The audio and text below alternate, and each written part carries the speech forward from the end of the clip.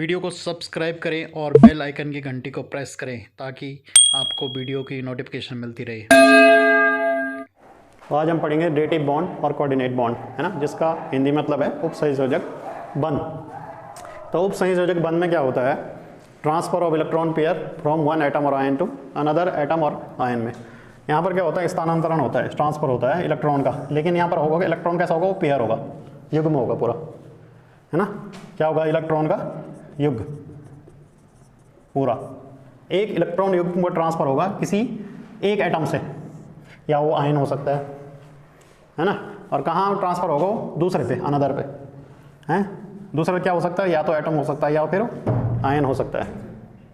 Atom एक परमाणु या आयन से दूसरे परमाणु और आयन पर एक इलेक्ट्रॉन युग्म का स्थानांतरण क्या कहलाता है? उपसंयोजक बंध कहलाता है, या इसको बोलते हैं डेटिव बॉन्ड, है ना। और इसको एक्सप्रेस किया जाता है इसको एक्सप्रेस किया जाता है एक एरो से, इस तरह इसको एक्सप्रेस किया जाता है एरो से, है ना।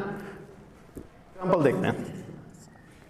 एग्जाम्पल जैसे मान लीजिए, सबसे पहला जो एग्जाम्पल है वो बेस्ट एग्जाम्पल हुआ है NH4+ आयन, जो अक्सर जब अमोनिया की रिएक्शन हम किसी एसिड से कराते हैं तो अक्सर ये अमोनियम आयन बना करता है ना, कुछ देर के लिए। तो देखिए आप यहाँ पर अमोनियम आयन का जो स्ट्रक्चर है वो कैसा है और इसमें बॉन्डिंग कैसे होती है। पहले समझते हैं NH3, क्योंकि अमोनियम कैसे बना है? अमोनिया से बना हुआ है। तो NH3 क्या है? हमारे पास अमोनिया है, NH3 का स्ट्रक्चर कुछ इस तरह होता है। नाइट्रोजन के पास 5 इलेक्ट्रॉन होते हैं वैलेंस सेल में, तो एक यहाँ पर दे दिया, एक यहाँ पर दे दिया, एक यहाँ पर दे दिया, 3, और 2 जो हैं युग्म के रूप में होते हैं, मतलब एक युग्म के रूप में होते हैं। दो जो इलेक्ट्रॉन है एक इलेक्ट्रॉन पेयर के रूप में होते हैं, एक जोड़ा के रूप में होते हैं। अब क्या होता है? जब इसकी रिएक्शन, इस अमोनिया की रिएक्शन किसी एसिड से होगी, तो एसिड के पास क्या होगा? जैसे HCl है, तो HCl में अगर HCl H+ और Cl- आयन में टूटता है, आपको ये पता है, तो H+ आयन के पास क्या होते हैं? एक भी इलेक्ट्रॉन नहीं होता है ना। और उसका जो s ऑर्बिटल है वो पूरी तरह खाली होता है। तो ये दोनों इलेक्ट्रॉन क्या करते हैं? एक ही तरफ जाते हैं, है ना। यहाँ पर हम रिएक्शन करवा रहे हैं H+ आयन की, तो H+ आयन बनेगा हमारे पास, ये H, और ये 2 इलेक्ट्रॉन क्या करेंगे? एक ही तरफ जाएंगे, एक ही तरफ जाएंगे। और यहाँ पर जो H+ आयन था, कौन सा? ये वाला, ये इसके साथ अटैच हो जाएगा। यहाँ अटैच होने पर ये दोनों इलेक्ट्रॉन क्या करेंगे? एक ही दिशा में जाएंगे, इसलिए इसको इस बॉन्ड से शो किया जाता है ना। इस बॉन्ड से शो किया जाता है ना। अब क्योंकि NH4+ आयन कैसे बना? देखो, जब ये दोनों इलेक्ट्रॉन एक ही तरफ गए तो इसके ऊपर क्या आ जाएगा? प्लस चार्ज आ जाएगा, क्योंकि इसका ऑर्बिटल क्या हो जाएगा? पूरी तरह खाली हो जाएगा। जिस ऑर्बिटल में वो रह रहे हैं वो इलेक्ट्रॉन, तो क्या हो जाएगा? पूरी तरह खाली हो जाएगा। और ये कुल मिला के क्या बनेगा आपके पास? NH4+। ये प्लस चार्ज किसका होता है? ऊपर होता है, नाइट्रोजन के ऊपर, ठीक है ना। तो ये NH4+ आयन है। इसमें बॉन्डिंग कौन सी हुई? इसमें बॉन्डिंग हुई आपके पास डेटिव बॉन्ड, उपसंयोजक बंध हुआ इसमें। उपसंयोजक बंध बना कैसा? नाइट्रोजन के पास एक इलेक्ट्रॉन पेयर था जिसे वो किसी को दे सकता था, उसने क्या किया? H+ आयन को दिया। H+ आयन बहुत आसानी से उससे साथ रिएक्ट कर लेगा और उसके साथ एक डेटिव बॉन्ड बना दिया, कोऑर्डिनेट बॉन्ड बना दिया, और NH4+ आयन बन गया, है ना। इसके इस तरह का जो अन्य उदाहरण है, जैसे मान लीजिए ओजोन है। ओजोन क्या होती है? एक गैस है, और ओजोन गैस जो है कहा जाता है कि अस्थायी होती है, मतलब जल्दी टूट जाती है, ऑक्सीजन में टूट जाती है। यही कारण है कि जो यहाँ से लगभग 15-16 किलोमीटर दूर ऊपर एक ओजोन लेयर होती है, और उस ओजोन लेयर में क्या होता है? वो क्या काम करती है? जो अल्ट्रावायलेट किरणें होती है सूर्य से जो आती है उसको रोकती है। वो अल्ट्रावायलेट किरणें क्या है? हमारे लिए बहुत घातक है, हमारे बॉडी के लिए बहुत घातक है, हमारे शरीर के लिए बहुत घातक है। तो उन किरणों को कौन रोकती है? ओजोन किरणें ओजोन गैस रोकती है। अब ओजोन गैस कहा जाता है कि जब ओजोन गैस क्या होता है, जब एटमॉस्फेयर में कुछ CFC टाइप की गैसेस डाली जाती है या नाइट्रोजन के ऑक्साइड चले जाते हैं, तो वो गैस क्या हो जाती है? नष्ट हो जाती है, उसमें छिद्र पाए जाते हैं, जिसे आपने ओजोन छिद्र के नाम से जानते हैं, ओजोन होल के नाम से जानते हैं। तो वो टूटता कैसे है और क्यों टूटता है हम ये जानेंगे। और पहले बॉन्ड के बारे में जानते हैं। तो ऑक्सीजन में क्या है? ये वाला बॉन्ड है, ये वाला 3 ऑक्सीजन एटम है इसमें। अगर हम इस ऑक्सीजन एटम के पास जाएँ तो कितने इलेक्ट्रॉन होंगे? 2, 4, 6। इसके पास भी 2, 4 और 6। इसके पास भी 2, 4 और 6, है ना। अगर हम इस वाले एटम को देखें या इस वाले पहले वाले आइटम को देखें तो इसका ऑक्टेट कैसे पूरा होगा, अष्टक कैसे पूरा होगा, इससे 2 इलेक्ट्रॉन इसके साथ साझेदारी कर लेगा, है ना। 6 इसके पास खुद हैं, 2 यहाँ से ले लेगा, ये भी 2 इससे रख लेगा अपने पास, 2 4 6 इसके अपने, 2 यहाँ से रख लेगा, इसका भी ऑक्टेट पूरा हो गया, है ना। इसका ऑक्टेट 2 4 6 इसके पास है। अब ये यहीं से ले लेगा, इसके पास इधर देने के लिए तो नहीं है, मतलब इस एटम के पास जो है इधर शेयर करने के लिए नहीं, ये एक तरफ लेगा इधर, है ना। जैसे इस एटम के पास क्या था, इस और इस एटम के पास क्या था, 2 इसने दिए इधर, 2 इसने दिए इधर, लेकिन इस एटम के पास क्या है, 2 इधर देने के लिए नहीं है। अगर ये 2 इधर दे देगा तो इसका कोई, इसका ज़्यादा हो जाएगा, इसके पास ज़्यादा हो जाएगा ना, वो ऑक्टेट से ज़्यादा नहीं रख सकता, तो 2 नहीं रख सकता, इसलिए इसे को क्या करना पड़ेगा, वापस लेना पड़ेगा एक तरफ, है ना, वो इसका ऑक्टेट पूरा हो जाएगा। तो ये बॉन्ड कैसे हुआ, पहला ऑक्सीजन, दूसरा ऑक्सीजन, तीसरा ऑक्सीजन, पहले ऑक्सीजन और दूसरे ऑक्सीजन के बीच में क्या होगा, डबल बॉन्ड होगा, क्योंकि 2 इलेक्ट्रॉन से क्या बन गया, एक बॉन्ड बन गया, और फिर अगले से भी एक इलेक्ट्रॉन बॉन्ड बन गया। फिर इनके पास क्या है, इसने क्या किया, एक ही तरफ शेयर किया है, एक ही तरफ दिया है ना, तो ये बॉन्ड कैसे बन जाएगा, ऐसा, है ना, कैसे बन जाएगा, ऐसा बन जाएगा। तो इसके पास क्या आएगा, थोड़ा सा, जब क्योंकि इसने इधर की तरफ क्या दिया, इलेक्ट्रॉन दिया, तो हो सकता है इसके पास थोड़ा पॉजिटिव चार्ज आ जाए, क्योंकि उसने सारे इलेक्ट्रॉन तो किसी को दे दिए, तो उसके पास जो चार्ज वैल्यू है वो थोड़ा पॉजिटिव ज़्यादा हो जाएगी। और यही कारण है कि ओजोन गैस क्या होती है, अनस्टेबल होती है।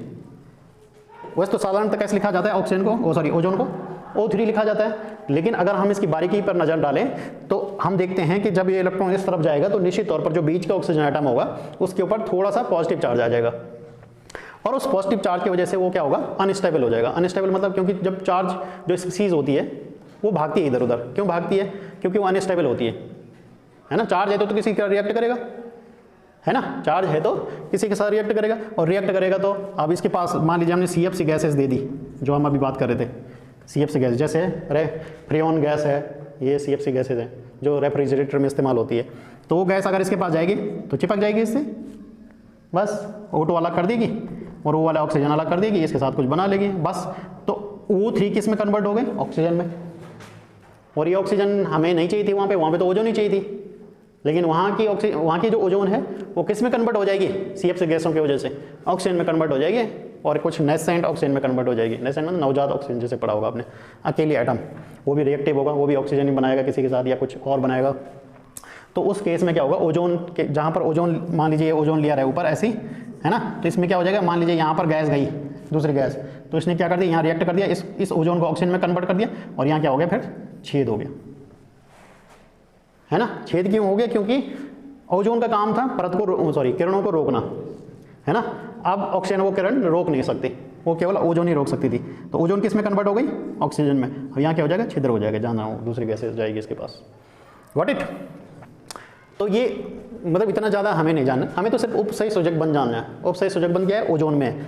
तो इसमें मैंने आपको थोड़ा एक्स्ट्रा ज्ञान दिया कि भाई उपसही सूचक बंध होने के साथ साथ इसमें थोड़ा जो ये चार्ज आ जाता है ना, उसकी वजह से ओजोन गैस थोड़ा अनस्टेबिलिटी आ जाती है उसके अंदर, अस्थायी होती हो, है ना, ज़्यादा देर तक टिकती नहीं हो। तो इसलिए वातावरण के अंदर, इन्वायरमेंट के अंदर हमें जो एक्टिविटी है उसको कम से कम करके रखना पड़ता है, ताकि जो ओजोन गैस है उसको नुकसान ना पहुँचे। कैरेक्टरिस्टिक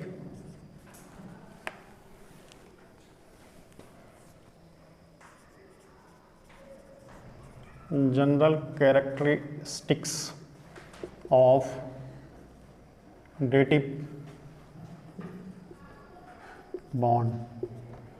जैसे हमने जनरल, सभी के जनरल कैरेक्टरिस्टिक पढ़ रहे हैं, तो वैसे भी इसका भी पढ़ना पड़ेगा। तो सबसे पहला पॉइंट तो ये है भाई कि दे डू नॉट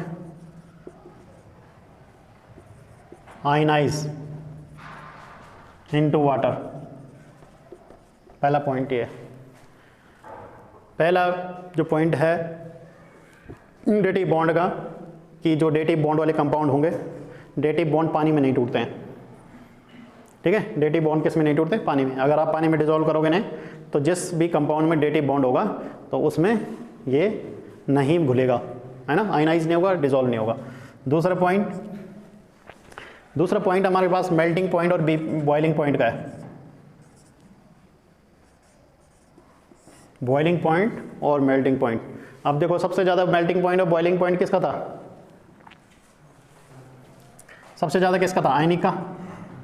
यस, सबसे ज़्यादा मेल्टिंग पॉइंट और बॉइलिंग पॉइंट किसका था, आयनिक का था। तो आयनिक जो कंपाउंड थे वो हाई मेल्टेड होते हैं, हाई टेम्परेचर पर मेल्ट होते हैं या फिर हाई टेम्परेचर पर बॉयल होते हैं। तो आयनिक में अब देखो इनमें क्या होगा, चलो पहले कोवैलेंट की बात कर लेते हैं। इससे पहले सबसे हाई इनका था, है ना, मेल्टिंग पॉइंट, बॉइलिंग पॉइंट। और कोवैलेंट बॉन्ड में क्या था, कोवैलेंट बॉन्ड वाले कंपाउंड तो सॉलिड फॉर्म में एग्जिस्ट करते नहीं है, तो हमने बात कर ली है कि जो कोवैलेंट बॉन्ड वाले कंपाउंड है वो ज़्यादातर गैसेस होती है या फिर सेमी क्या होता है, या फिर लिक्विड होते हैं, ठीक है, या फिर लिक्विड होते हैं या गैस होते हैं। तो उनको मेल्ट और बॉयल करना तो कोई टफ काम नहीं है इनके मुकाबले, क्योंकि ये तो सॉलिड फॉर्म में एग्जिस्ट करते हैं आयनिक कंपाउंड। तो इसके बीच में जो होता है ना, ये होते हैं कौन से, कोऑर्डिनेट वाले, कोऑर्डिनेट कंपाउंड। इनमें क्या होता है, स्लाइटली पोलरिटी आती है। स्लाइटली पोलरिटी मतलब जैसे मैंने NH4+ बताया आपको, तो इसके ऊपर प्लस चार्ज आ रहा है ना, तो प्लस चार्ज इसके ऊपर पोल तो बन रहा है ना, तो थोड़ा होता है वो पोल, ज़्यादा नहीं होता वो, है ना। आयनिक कंपाउंड के मुकाबले थोड़ा पोल होता हो, तो उस पोलरिटी की वजह से ये भी थोड़ा बहुत मेल्टिंग पॉइंट और बॉइलिंग पॉइंट थोड़ा बहुत शो करते हैं, पर उतने हाई नहीं जितने आयनिक कंपाउंड शो करते हैं। तो इनके मेल्टिंग पॉइंट और बॉइलिंग पॉइंट क्या होता है, बीच में होते हैं। क्या होते हैं, बीच में होते हैं। सबसे इनके हाई, मिड और लोअर, तीनों में आपको डिफरेंस पता लग गया होगा, है ना। आयनिक कंपाउंड क्या होते हैं, हाई मेल्टिंग पॉइंट और बॉइलिंग पॉइंट होते हैं। उसका कारण है इलेक्ट्रोस्टैटिक फोर्स ऑफ अट्रैक्शन, उनके बीच में इलेक्ट्रोस्टैटिक वैद्युत स्थैतिक बल होता है आपस में लगा हुआ। कोऑर्डिनेट बॉन्ड में थोड़ा बहुत वैद्युत स्थैतिक बल होता है, थोड़ा बहुत, इसलिए मेल्टिंग पॉइंट और बॉइलिंग पॉइंट जो है इनका थोड़ा बीच का होता है इनके मुकाबले। इनके बीच में प्लस चार्ज माइनस चार्ज नहीं होता, जो कोवैलेंट वाले होते हैं, तो प्लस चार्ज माइनस चार्ज नहीं होता। तो इसलिए पहले ही प्रकृति से ही किसमें अस्तित्व होता है इनका, या तो ये लिक्विड होते हैं या फिर गैस होते हैं। तो शुरुआती जो कंपाउंड होते हैं वो गैस होते हैं और बाद के कंपाउंड थोड़ा लिक्विड होते हैं, ठीक है। तीसरा जो पॉइंट है इसमें वो हमारे पास है कंडक्टिविटी। तो अगर हम कंडक्टिविटी की बात करें भाई, तो कंडक्टिविटी नहीं शो करेंगे, ऑलमोस्ट नो, ठीक है, नहीं शो करेंगे, क्योंकि आयनाइज नहीं होते तो कहाँ से शो करेंगे भाई, कंडक्टिविटी कौन शो करेगा, जो आयनाइज होगा, है ना। और चौथा पॉइंट है हमारे पास, वो है सॉल्युबिलिटी, विलीयता, कहाँ घुलेंगे। तो घुलेंगे भाई, पानी में तो घुलते नहीं हैं, पहले हो चुकी है बात, है ना। पानी में घुलते हैं, अगर घुलते हैं तो थोड़ा बहुत, क्या घुलते हैं, थोड़ा स्पैरिंगली घुलते हैं, मतलब थोड़ा घुलते हैं। कहाँ घुलते हैं ज़्यादा, मैक्सिमम घुलते हैं ऑर्गेनिक सॉल्वेंट में। जो हमारे पास ऑर्गेनिक विलायक होता है, कार्बनिक विलायक होता है, उसी में ही घुलते हैं। जैसे बेंजीन हो गया, है ना, हेक्सेन हो गया, इन सब में ये घुलते हैं, इजीली घुल जाते हैं, ओके। और अगर बात करें वोलेटिलिटी के बारे में, वोलेटिलिटी के बारे में बात करें, मतलब वोलेटिलिटी का मतलब है कि ये उड़ते हैं या नहीं उड़ते हैं। जैसे अगर आप कोवैलेंट कंपाउंड को भी रखोगे, जैसे मान लीजिए पेट्रोल को रख दो, तो पेट्रोल क्या होता है, वेपराइज होता है, खुले में छोड़ दो पेट्रोल को, तो पेट्रोल क्या होता है, वेपर में कन्वर्ट होता है कि नहीं होता है। तो वेपर में कन्वर्ट होने का मतलब है कि वो उड़ता रहता है, तो वोलेटाइल है। तो पेट्रोल या डीजल जो कंपाउंड है वो कोवैलेंट बॉन्ड वाले कंपाउंड है,